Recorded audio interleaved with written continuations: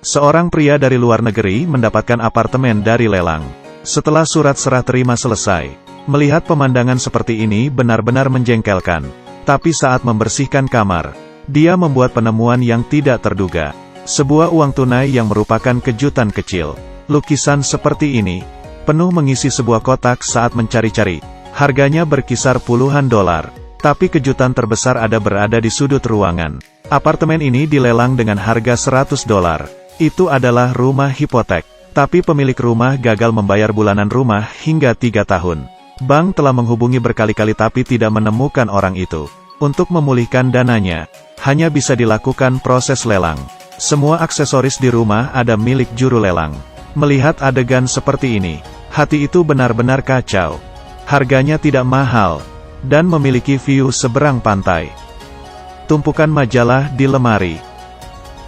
Karena tanggal penerbitan majalah ini, tentang usianya, buku-buku seperti ini memiliki nilai koleksi. Dia memeriksanya secara online. Hasilnya membuat dia gembira. Majalah seperti itu bernilai puluhan hingga ratusan dolar di situs. Dan masih memiliki pasokan. Ini benar-benar seperti rezeki nomplok.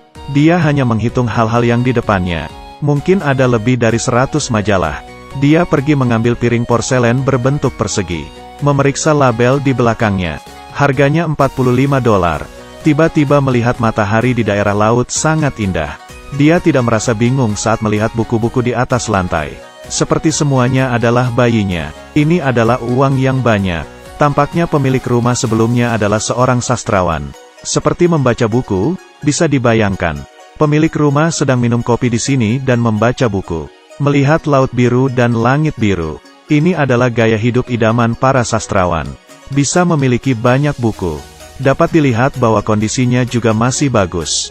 Tapi kenapa dia menghilang? Ini benar-benar membingungkan. Sekarang semua ini milikku. Maka harus mempelajarinya. Apa yang tidak diketahuinya adalah, masih banyak kejutan menantinya. Dan itu masih berat. Jelas hanya sedikit orang yang memikirkannya.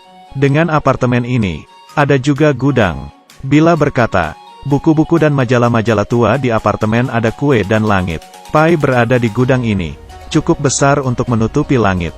Berikut merupakan hal-hal yang tidak biasa. Ditempatkan dengan rapi. Sangat kontras dengan apartemennya. Ini adalah lampu meja kuno. Bentuk seperti ini. Merupakan objek kuno yang dipelajari nanti. Membersihkan dulu isinya. Sepasang kaki katak ini cukup bagus. Cek merek dan harganya. Mungkin bernilai puluhan dolar. Dalam box karton, menemukan tas kulit yang sepertinya sudah kuno. Ada juga kotak hitam. Kotak hitam kecil ini tidak ringan. Apakah kalian tahu ini untuk apa? Dapat tertebak dari bentuknya. Tapi dalamnya kosong. Tidak ada yang ditemukan di dalam tas kulit sapi. Hanya beberapa gadget. Koper ini penuh dengan peralatan. Saat dicoba, ternyata baterai masih terisi. Juga dapat menggunakan peralatan audio. Melihat merek ini merupakan merek terkenal. Menjadi sesuatu setelah selesai. Minum bir dan melempar dart untuk merayakannya. Kayu kuno ditemukan di sini. Juga setelah beberapa tahun. Hanya dijual lebih dari 60 dolar. Tapi kayu lama dapat mencapai 199 dolar. Dan itu pun mungkin tidak tersedia. Koleksi orang asing sangat beragam. Sebuah koper ditemukan di sini. Mari kita lihat mata uang apa di dalamnya. Plat nomor yang tidak digunakan. Sobek kertas amplop ini. Ada mata uang kertas di dalamnya. Dibungkus di dalam kantong vakum. Di dalamnya ada batang logam kuning. Dikemas dengan sangat baik. Bukankah uang cetak dan emas? Sisihkan lalu mencari tahu yang lainnya. Kotak ponsel dengan merek terkenal. Sebuah ponsel ditemukan di dalamnya. Tapi ternyata itu rusak. Menemukan kunci sepeda baru.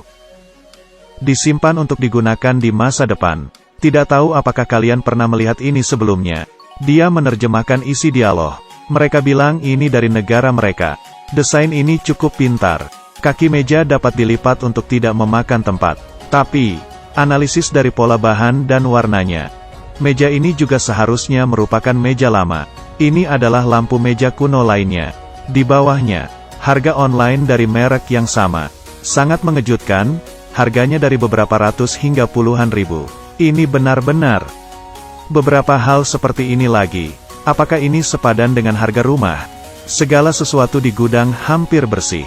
Hanya kotak hitam yang tersisa. Berbaring di sana dengan tenang. Ada beberapa hal berantakan di atasnya. Setelah dibuka ini penuh dengan lukisan. Sepertinya terpelihara dengan baik.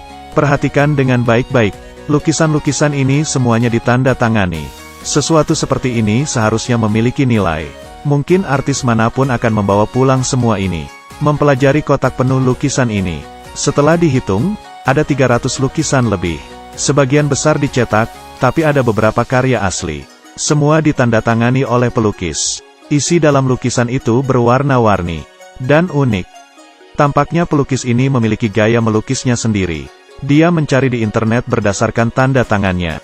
Harga cetakan yang ditanda tanganinya bisa berkisar 10 hingga 1000 dolar. Yang paling mahal bisa mencapai 5 dolar Amerika Serikat 59 sen.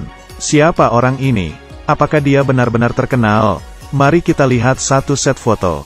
Di sebelah kiri adalah penulisnya, sebelah kanannya adalah Muhammad Ali. Semua orang tahu, pelukis ini bernama Ferdy Pacheco. Dia adalah dokter pribadi dari Muhammad Ali. Melayaninya selama 17 tahun. Melukis merupakan salah satu hobinya. Tidak diberitahu lebih lengkap di sini. Apakah kalian kira membeli rumah ini menghasilkan banyak uang? Kejutan yang lebih besar lagi adalah ini, pencarian di internet.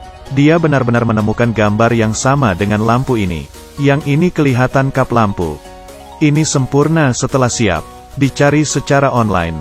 Ini benar-benar dijual seharga 8,400 dolar US, tapi harga satu set lampu mencapai 130 dolar.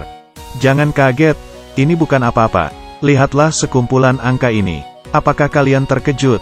Harga sebenarnya mencapai 700 dolar US, meskipun yang ini agak tua. Tapi setelah memasang kap lampu, seharusnya mungkin bisa dijual dengan harga yang berkompromi. Dia membeli rumah lalu mendapatkan beberapa barang lagi. Apakah kalian memiliki cerita yang sama? Ceritakanlah di kolom komentar.